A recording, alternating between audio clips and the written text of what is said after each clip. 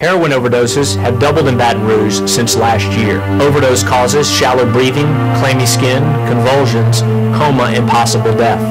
If you or someone you know has a problem with drug use, call 225-925-1906. Help is available at Capital Area Human Services District. For more information, go to www.realhelpbr.com.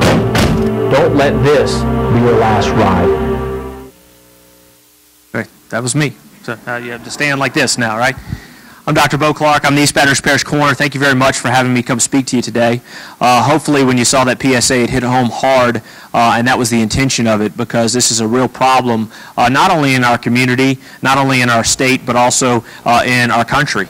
And so I'm going to give you a little bit about East Baton Rouge Parish, because that's my jurisdiction, and then we'll expand from there and then have some question and answer time at the very end. So I took office in 2012, and in 2012 we had 5 deaths that were related to heroin overdoses. The following year, in about August, September, October of the following year, we had almost 10 deaths per month. And the total deaths that year skyrocketed to 35 deaths in 2013. That's a 700% increase in deaths, sevenfold. That's pretty significant. Made me pay a lot of attention to, well, why is this really going on? Certainly we've heard of heroin before. There have been heroin deaths previous to this, but why all of a sudden is heroin hitting our community in such a really bad fashion? Well, we did some research, and this is what we found out. In 2010, the Louisiana Board of Pharmacies invented something called the Prescription Monitoring Program. Has everybody heard of that before, the Prescription Monitoring Program? Basically, what this is a computer database of prescriptions that are written and dispensed throughout the state of Louisiana, specifically narcotics, to prevent what's called diversion. That's a fancy legal DEA-type name for when someone takes pills from a doctor and puts them out on the street for sale. Okay, they're diverting that narcotic. So the prevention was going to be, we're going to have this Louisiana Board of Pharmacy website, the Prescription Monitoring Program, so that practitioners like myself as an ER doctor or practitioners around the state could query their patients and see what their prescription habits were, right?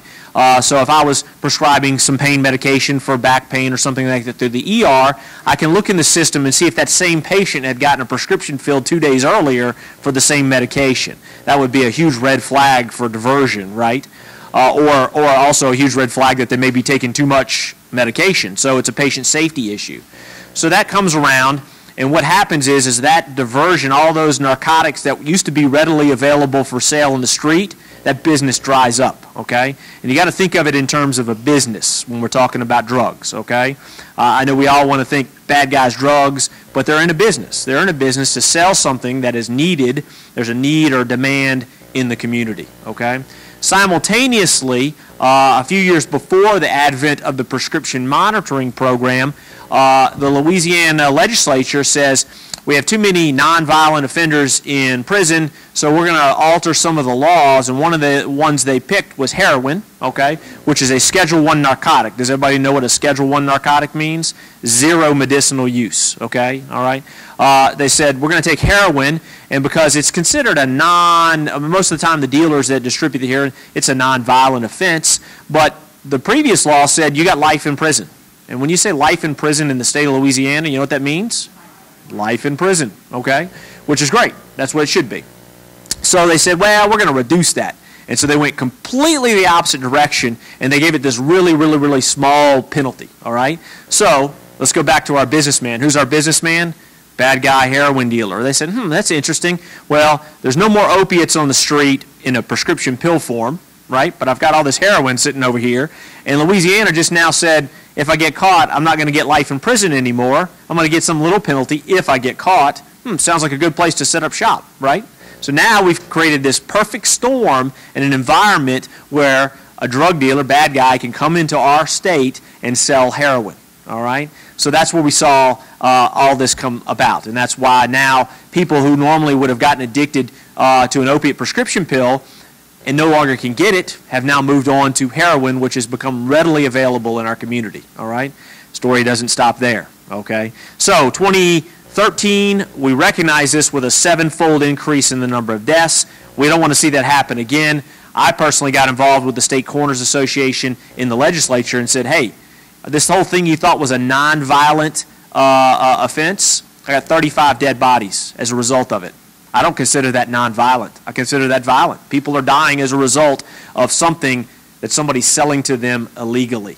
So they decided to change the law, which was good. Okay, they didn't up it to life. I wish they would have, but at least we got more, and the penalty increased for the distributors. So hopefully that'll scare some people off from coming to distribute in our state.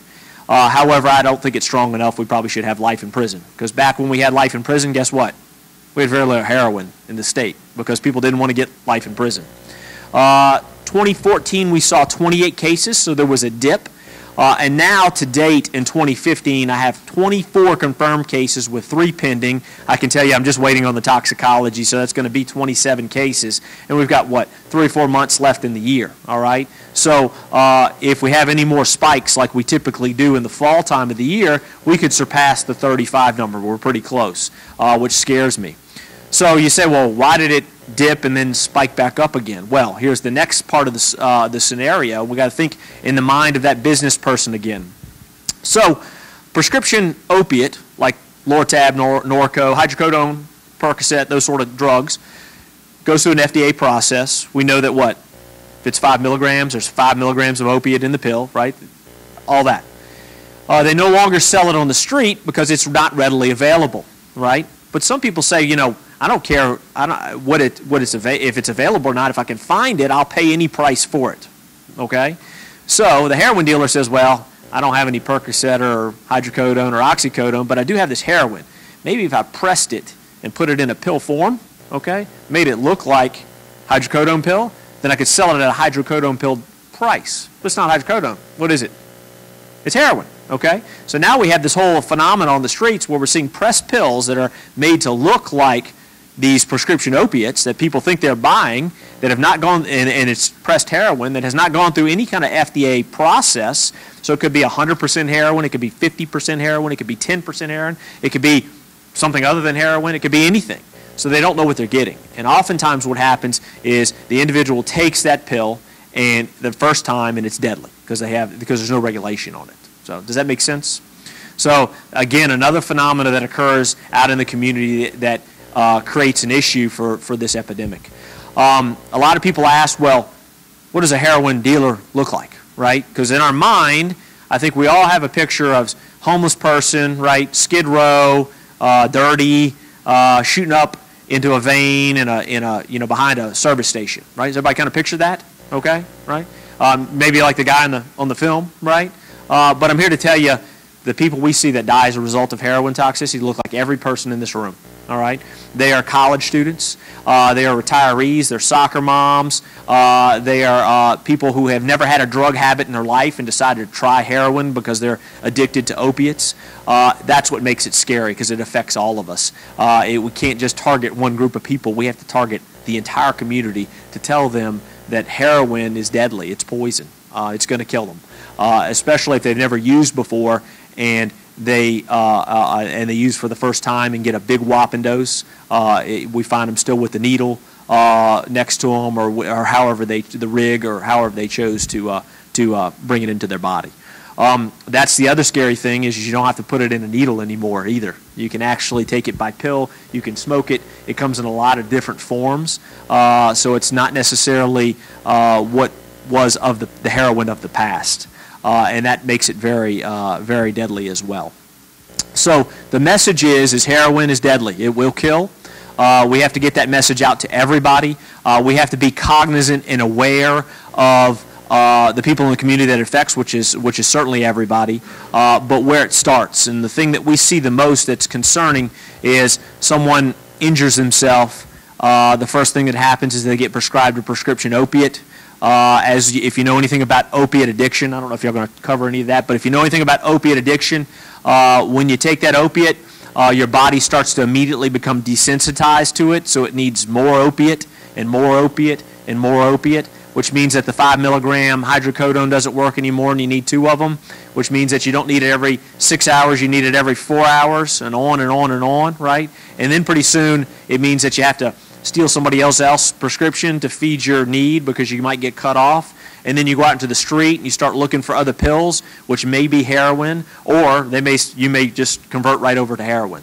So that's what makes opiate addiction very scary. The other big instance we see is somebody who has an addiction problem who then goes into treatment. They get clean, therefore their system resets to zero, okay, which is opiate naive, and they get out and they essentially fall off the wagon at that point, and they say, you know what, I'm going to go back to using some opiates, and I remember the last time I used this quantity.